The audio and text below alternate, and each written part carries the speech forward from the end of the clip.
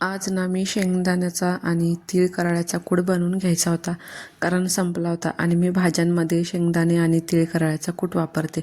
इथे तीळ आणि कराळं भाजून ठेवलं आणि शेंगदाण्याचा आधीच मी कूट केला होता.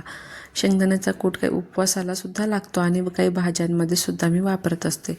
तर जसं काही अशा काही भाज्या असतात ज्या आपल्याला रस्सा भाज्या बनवायच्या असतात, भोपळा, कधी कधी बटाट्याची भाजी किंवा मग कोबी, वांग्याची भाजी, अशा कधी कधी अशा वेगवेगळ्या भाज्या आपण रस्सा भाज्या म्हणजे काही मसाले वाटून बनवतो किंवा मग असा कूट टाकून. तर मला भोपळा बनवायचा होता, पण भोपळा जो आहे तो खराब निघाला आतून.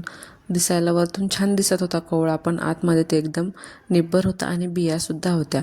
त्यामुळे मी ते केला नाही. मग लगेच बटाटे घेतले आणि बटाट्याची भाजी बनवली. रस्सा भाजी आपण बनवतो तशीच बनवायची साधी, फक्त त्याच्यामध्ये पातळ करण्यासाठी आणि थोडंसं घट्ट होण्यासाठी तीळ कराळ्याचा किंवा शेंगदाण्याचा कूट वापरायचा. मी एखाद्या वेळेस रेसिपीसुद्धा शेअर करेन. हा आहे दुसऱ्या दिवशीचा, जेव्हा मी शिवरात्रीच्या दिवशी रुद्राभिषेक केला, तेव्हा मस्त अशी छान पूजा केली महादेवाची आणि रुद्राभिषेक केला. छान असं घरामध्ये वातावरण प्रसन्न होतं. त्यानंतर मग फराळाची तयारी. फराळाला बनवायचे होते दही आणि वडे, साबुदाण्याचे वडे.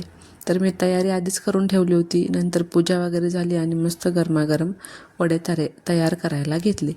दुसऱ्या दिवशी उपवास सोडवण्यासाठी स्वयंपाक बनवला होता. तर त्यासाठी मी बनवणार होते वरण, भात, भाजी आणि गोडामध्ये शिरा. तर इथे कुकर सकाळीच लावून दिलं होतं आणि मग पूर्ण स्वयंपाक झाला. त्यानंतर मग मस्त देवाला नैवेद्य वगैरे दाखवला आणि मग आम्ही उपवास सोडला. जर माझे व्हिडिओ आवडत असतील तर लाईक, शेअर आणि चॅनलला सबस्क्राईब नक्की करा. भेटूया पुढच्या व्हिडिओमध्ये.